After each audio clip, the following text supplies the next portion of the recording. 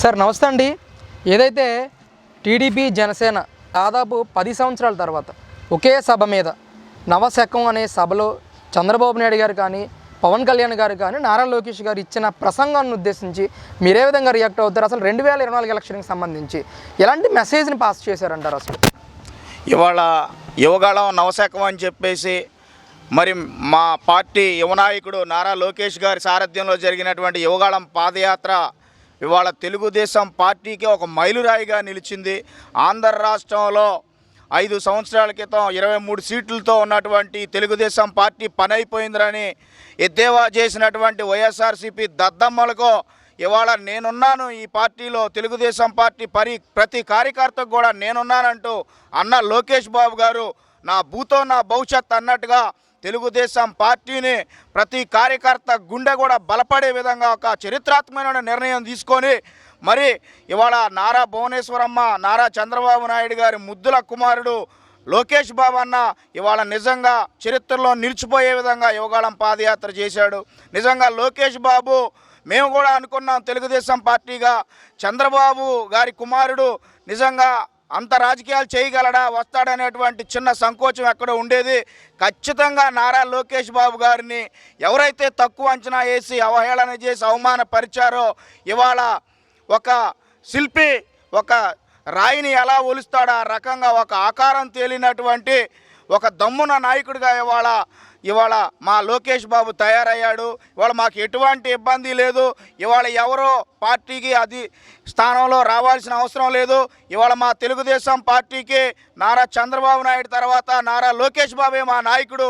ఇవాళ మా భవిష్యత్ తరాలు, మా బిడ్డల భవిష్యత్ తరాలు చంద్రబాబు నాయుడు గారి కంటే కూడా ఎక్కువ ఆలోచన చేయగలిగినటువంటి మేధాశక్తి ఉన్న నాయకుడు మా లోకేష్ బాబు. ఇవాళ లోకేష్ బాబు నడుస్తూ ఉంటే ఇవాళ అన్ని వర్గాల ప్రజలు లోకేష్ బాబుకి నీరాజనాలు పట్టారు. ఇవాళ అది మనం చూసాం కూడా. ఇవాళ నడిచినటువంటి ఈ 3000 కిలోమీటర్లు కూడా అన్న లోకేష్ బాబు గారు ప్రజా సమస్యలు తెలుసుకుంటూ, ఎస్సీ సమస్యలు తెలుసుకుంటూ, బీసీ సమస్యలు తెలుసుకుంటూ, రైతాంగ సమస్యలు తెలుసుకుంటూ ఇవాళ అన్ని రకాలుగా ఈ రాష్ట్రంలో ఉన్నటువంటి సమస్యలు తెలుసుకుంటూ ఆయన ఒక బుక్లో నోట్ చేసుకొని దానికి ఏ విధంగా మనం ముందుకెళ్ళాలి, రేపు రాష్ట్రంలో నిజంగా ప్రజాపాలన ఏ విధంగా చేయాలి, ఈ రాష్ట్రానికి సంపద ఎలా సృష్టించాలనేటువంటి మంచి ఆలోచనతో ఇవాళ ఆయన ఒక ప్లాన్ ప్రకారం ఉన్నాడు. ఖచ్చితంగా రేపు రాబోయే కాలంలో ఖచ్చితంగా తెలుగుదేశం పార్టీని ప్రజల అధికారంలో తేటానికి ఆల్రెడీ నేను అనుకోవటం నా వ్యక్తిగత అభిప్రాయం, ఈ రోజున మేము అధికారంలో ఉన్నామని చెప్పేసి అనుకుంటా ఉన్నాం. అందుకోసం ఆ పరిస్థితులు తీసుకొచ్చింది ఇవాళ నారా లోకేష్ బాబు పార్టీకి. ఖచ్చితంగా మాలాంటి యువత మొత్తం కూడా లోకేష్ అన్న వెనకాల ఉన్నాం. ఇవాళ చంద్రబాబు నాయుడు గారు ఈ రాష్ట్రానికి సంపద ఎలా సృష్టించాలని ఆలోచన చేస్తే ఈ రాష్ట్రంలో ఈ రాక్షసుడి పాలన నుండి ఏ విధంగా ఈ రాష్ట్ర ప్రజలను, సామాన్య ప్రజలను ఎలా బయట వేయాలనే ఆలోచనతో అన్న లోకేష్ బాబు గారు పాదయాత్ర చేశారు. ఇవాళ ఎద్దేవా చేస్తూ ఉన్నారు వైఎస్ఆర్సీపీ నాయకులు పాదయాత్ర ఎన్ని కిలోమీటర్లు నడుస్తున్నారని. మేము సూటిగా చెప్తా ఉన్నాం, అరే కళ్ళు మూసుకుపోయినాయా మీకు అని చెప్పేసి అడుగుతా ఉన్నాం. ఇవాళ 20 నుంచి 24 కిలోమీటర్లలో ఆ యోధుడు ఇవాళ యువగాళం పాదయాత్ర ఆపుకోకుండా నడుస్తా శ్రమించుకోకుండా ఇవాళ ప్రజలతో మమేకమై నడిచినటువంటి మన వీడియోలు క్లిప్పులు చూస్తూనే ఉన్నాం. దీనికి నిలువెత్తు సాక్ష్యం మీరు పెట్టినటువంటి ఇంటెలిజెన్సీ ఐడి ఉంది, మీ రాష్ట్ర ప్రభుత్వంలో పనిచేస్తున్నటువంటి పోలీస్ సెక్టర్ ఉంది, మీకు రిపోర్ట్లు పంపిస్తూనే ఉన్నారు. మీకు భయం వేస్తూ ఉందా లోకేష్ బాబుని చూస్తే? లోకేష్ బాబును పప్పు అన్నారు. అరే బాబు అది పప్పు కాదురా, నిప్పు కణికిరా అని చెప్పేసి కూడా ఈ సందర్భంగా మేము చెప్తా ఉన్నాం. లోకేష్ బాబు అంటే ఏమనుకున్నారు? ఇవాళ జగన్మోహన్ రెడ్డి లాగా ఇవాళ 4 సంవత్సరాల్లో జగన్మోహన్ రెడ్డి 5 కిలోమీటర్లు వెళ్ళాలన్నా 10 కిలోమీటర్లు వెళ్ళాలన్నా పరదాలు కట్టుకొని వెళ్తా ఉన్నావు. ఏమయ్యా నువ్వు ప్రజా ఓట్లతో గెలిచావు, నీకు దమ్ము ధైర్యం ఉంటే కారులోనో ప్రజాక్షేత్రంలో నడవాలి తప్ప నువ్వు వెళ్తేనేమో హెలికాప్టర్లో పోతా ఉన్నావు, లేదంటే పరదాలు కట్టుకొని పోతా ఉన్నావు. ఇవాళ మా నాయకులిద్దరు కూడా కుటుంబాన్ని వదిలిపెట్టి ఇవాళ కనీసం వాళ్ళ ఇంట్లో పండగలు పబ్బాలు అన్నీ వదిలేసి ఈ రాష్ట్ర ప్రయోజనాల కోసం నిత్యం కూడా ప్రజల్లోనే ఉంటున్నారు, సమాజంలోనే ఉంటున్నారు.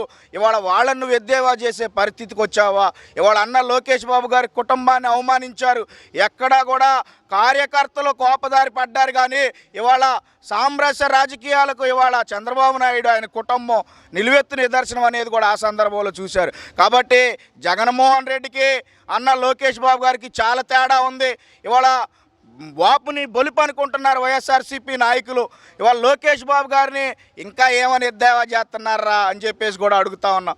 ఇవాళ యువగాళం నవశకం చూస్తే నిన్న జరిగినటువంటి వైజాగ్ దగ్గరలో ఉన్నటువంటి సభ కనీసం 13-14 లక్షల మంది స్వచ్ఛందంగా వెళ్ళారు.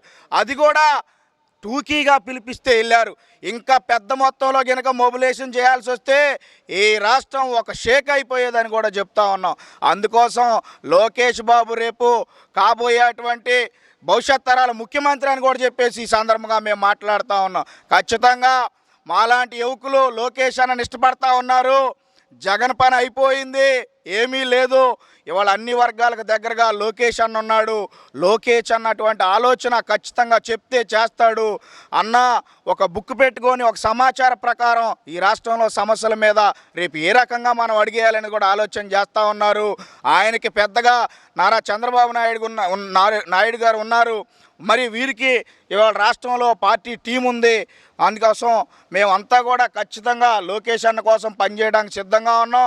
రేపు రాబోయే కాలంలో తెలుగుదేశం పార్టీ అధికారంలోకి వచ్చి ఖచ్చితంగా ప్రజాపాలన అందిస్తూ ఉంది అని చెప్పేసి ఈ సందర్భంగా సార్, ముఖ్యంగా నవశకం సభకి దాదాపు 13 నుంచి 14 లక్షల మంది వచ్చారని చెప్పేసి మీరు మాట్లాడుతున్నారు. ఒకవైపు సజ్జల రామకృష్ణారెడ్డి గారు మాట్లాడుతూ జనాల్ని మొబిలైజేషన్ కోసం, అంటే పవన్ కళ్యాణ్ రాకపోతే సభకి జనం రారు అనే దుస్థితికి టీడీపీ దిగదారిందని చెప్పి ఆయన విమర్శలు చేస్తూ ఉన్నారు. ఎలా చూస్తారు?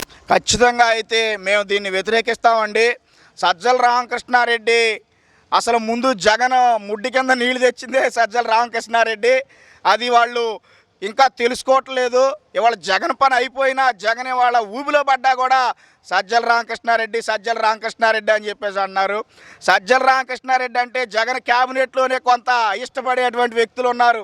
సజ్జల రామకృష్ణారెడ్డిని వ్యతిరేకించే ఎమ్మెల్యేలు ఉన్నారు వైఎస్ఆర్సీపీలో. అలాంటి సజ్జల రామకృష్ణారెడ్డి మా లోకేష్ బాబు మహాసభ గురించి మాట్లాడితే మేము ఎలా ఊకుంటాం అనేది అంటా ఉన్నాం.